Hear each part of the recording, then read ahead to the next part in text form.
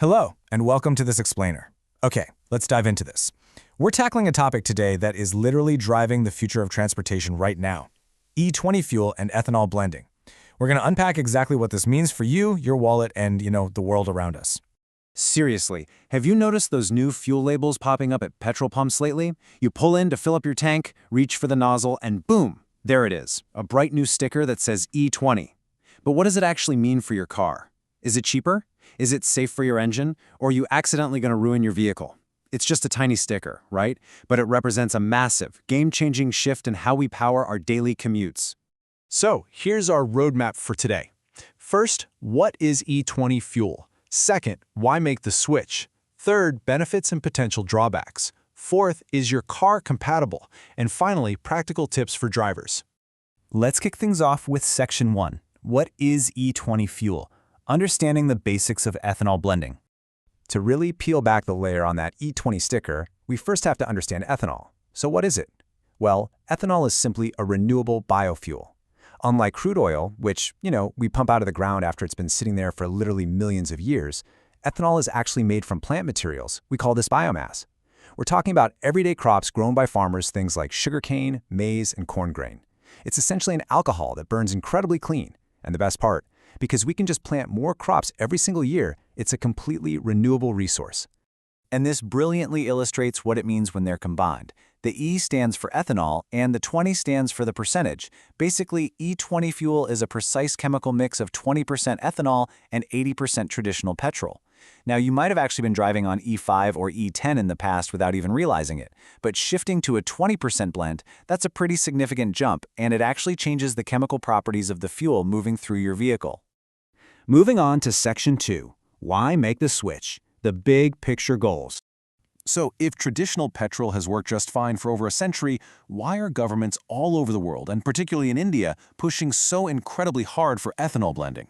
Well, the overarching why for E20 adoption perfectly bridges environmental consciousness with some really smart economic foresight. First off, it heavily reduces our reliance on crude oil imports. Think about it. If 20% of your fuel is grown domestically, that's a massive chunk of money staying inside the country instead of being shipped overseas. Second, it drastically cuts greenhouse gas emissions, which helps clear up those smog-filled skylines in major cities. Third, it creates a huge new demand for agricultural products, giving a massive boost to the rural and farming economy. And finally, for nations like India, it's an absolutely critical stepping stone to achieving net zero carbon emissions by the year 2070. Which brings us to Section 3, benefits and potential drawbacks. The friction of E20.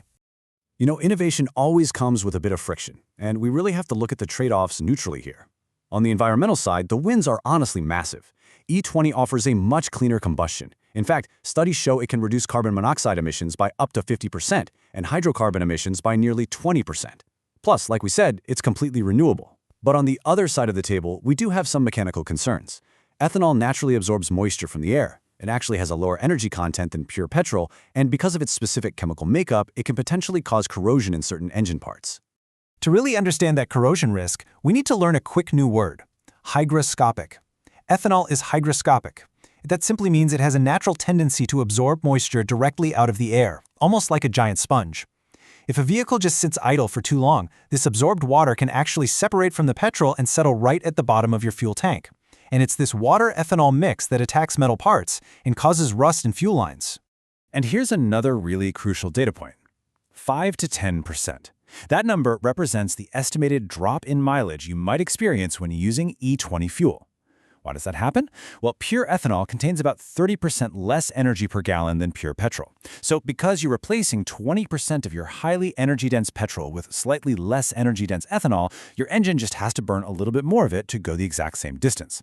Which means, you might find yourself visiting the petrol pump just a tiny bit more often. All of this leads us to a pretty fascinating question to reflect on. Would you switch to E20 if it saves money or helps the environment? Let's jump into Section 4. Is your car compatible? What it means for your engine. Now, what's really interesting about this slide is how we can think about this using a green smoothie analogy. If you've eaten nothing but standard heavy meals your whole life, suddenly drinking a nutrient-dense, highly acidic green smoothie might upset your stomach at first, right? Because you're just not used to it. Well, your car's engine works the exact same way. If you drive a modern car, specifically models manufactured from April 2023 onward, you're totally fine. These cars were built straight from the factory to digest E20. They feature specialized E20-ready metal alloys, upgraded rubber seals, and updated engine control unit maps, which is basically the car's brain. However, older models built before this transition might face some accelerated wear and tear on rubber hoses, gaskets, and plastic components. Why? Because they just weren't designed to have that 20% alcohol smoothie running through their veins. And that brings us to Section 5, Practical Tips for Drivers, How to Maintain Your Vehicle. So what do you do if you have an older car or if you just want to be extra safe? Here's your step-by-step E20 maintenance routine. Step 1. Always check your owner's manual or look at the inside of your fuel cap to confirm your vehicle-specific compatibility.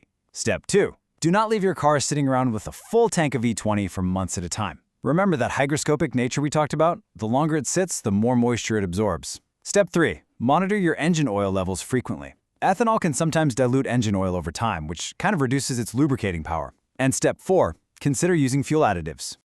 Fuel additives are essentially the big fix for older cars. Products like Milex fuel additives, for example, are specially formulated to act like a chemical shield inside your engine. They stabilize the fuel mixture so the water and ethanol don't separate. They actually provide a protective coating over your vulnerable metal fuel lines to prevent that rust. And they even clean out existing carbon deposits. They basically allow an older engine to adapt to this new normal without sacrificing performance or engine health. Which brings us to our final thought for today's explainer. The transition to E20 is a massive leap forward for environmental sustainability and economic independence, but it definitely asks something of us as drivers. So I leave you with this. Are we ready to embrace a greener ride, even if it means upgrading our daily car care habits?